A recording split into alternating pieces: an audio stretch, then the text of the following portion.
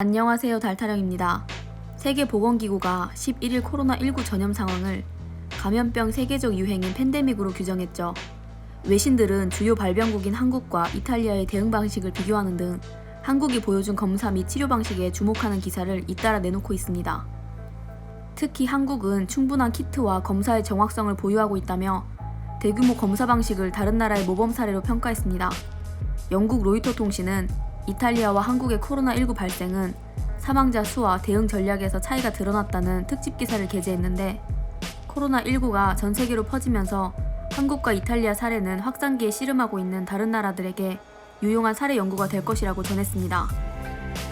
또한 이탈리아에서는 정부의 전국 봉쇄 조치로 수천만 명이 집에 갇히고 1000명이 넘는 인구가 코로나19로 사망했다면, 한국은 불과 수천 명이 격리 조치돼 67명이 사망했다고 보도했는데, 특히 한국 방역당국은 수십만 명의 코로나19 감염 여부를 검사하고 휴대폰과 위성 기술을 사용해 마치 형사처럼 잠정 보균자들을 추적해 나가고 있다고 전했습니다.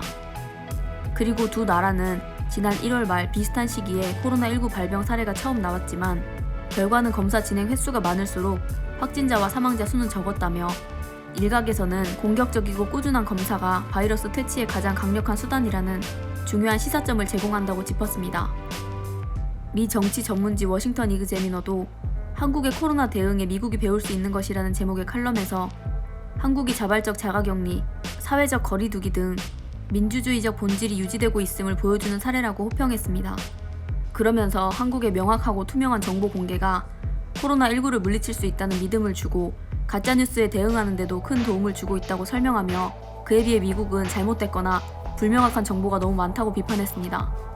영국 공영방송 BBC 역시 코로나 바이러스, 한국의 추적, 검사, 치료 접근법이라는 제아의 기사를 통해 한국의 빠르고 정확한 검사 과정과 대처 방법을 높이 평가했습니다.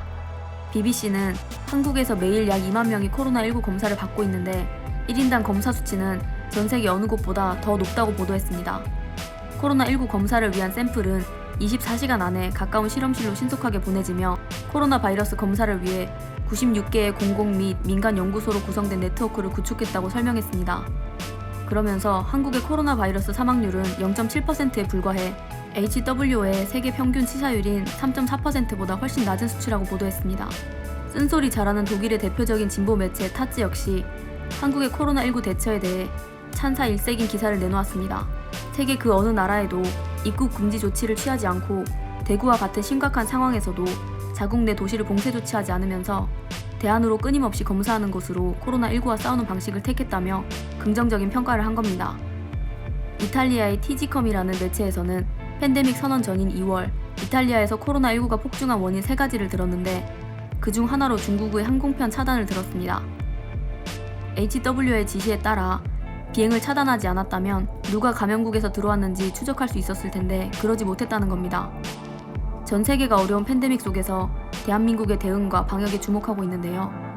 사실은 팬데믹 이전부터도 대한민국의 언론만을 제외한 수많은 곳에서는 한국의 방역에 감탄하고 칭찬하고 있었습니다. 우리나라의 검사 수는 세계에서도 압도적입니다. 코로나19에 힘들게 대응하고 계신 분들, 일선에서 고생하시는 수많은 의료진과 실무진분들 모두 대한민국의 진정한 영웅이십니다. 국가를 넘어 세계적 재난 사태가 된 지금 확진자들의 빠른 쾌유를 빌고 이 사태가 빨리 잡히길 바라며 코로나19 사태를 극복하기 위해 노력하시는 분들께 감사의 말씀을 전합니다. 시청해주신 분들 모두 고맙습니다.